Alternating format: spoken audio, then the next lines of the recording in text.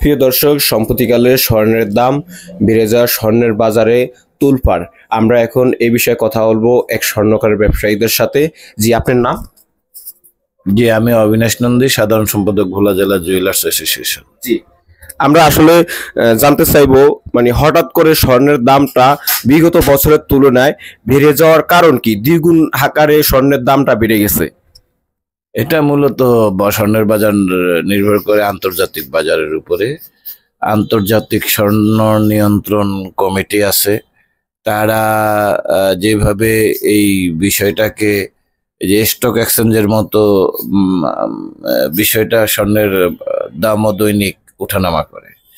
তো এখন মূলত সারা বিশ্বে যে ফিলিস্তিনের উপরে যেভাবে টর্চার হচ্ছে, তারপরে বিভিন্ন দেশে যেভাবে টর্চার হচ্ছে, বা ইরানের উপরে যে আক্রমণ হচ্ছে, এই সমস্ত বিষয়গুলো যখন বিশ্বে যুদ্ধ অবস্থা বিরাজ করে, তখন সবকিছুর দামে ঊর্ধ্বমুখী হয়।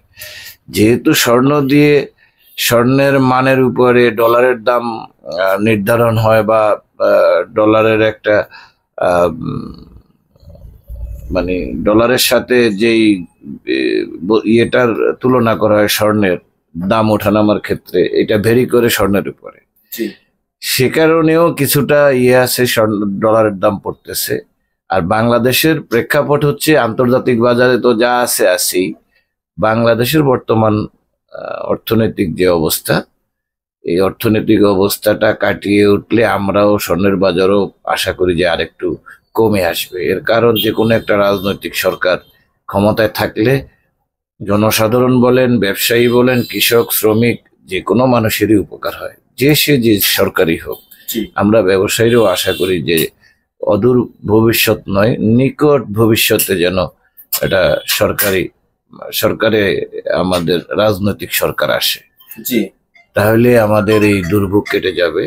আর সাধারণ মানুষের যে পরিস্থিতি, একটা গরিব মানুষ, নিরীহ মানুষ, যাদের কন্যা সন্তান আছে, বিয়ে দিতে যে গহনার বিষয়, আমরা ফিল করি যে মানুষগুলার কত কষ্ট, কত দুর্ভোগ, কত ইয়েতে আছে। মানুষের মাথার ঘাম পায়ে ফেলে যে অর্থ উপার্জন করে, সেই ইয়েটা মানুষ এখন এই জায়গায় পাচ্ছে, মানে হারে হারে টের পাচ্ছে যে পরিশ্রম এবং আয়ের সাথে তাদের ব্যয়ের কোনো সঙ্গতি নেই। তো আমরা আশা করব যে খুব নিকটে ভবিষ্যতেই আমাদের এই দুর্ভোগটা কেটে যাবে, আমরা সবাই ভালো থাকবো। ধন্যবাদ।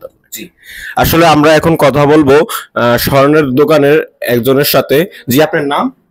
গোপাল চন্দ্র দে আমার নাম। আচ্ছা, কি করেন আপনি? আমি সেলসম্যান।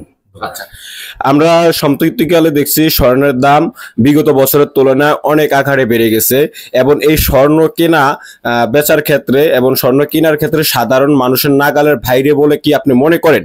যদি বিস্তারিত কিছু বলতেন আমাদেরকে। অবশ্যই নাগালের বাইরে, যেহেতু এত দাম বেড়ে গেছে, সেই সাধারণ মানুষ কেনার সামর্থ্য নেই এখন বর্তমানে। হ্যাঁ, মানে আপনি বলতে চাচ্ছেন স্বর্ণের দাম বেড়ে যাওয়ার কারণে সাধারণ মানুষের নাগালের বাইরে, তাই তো? জি, আপনাকে ধন্যবাদ।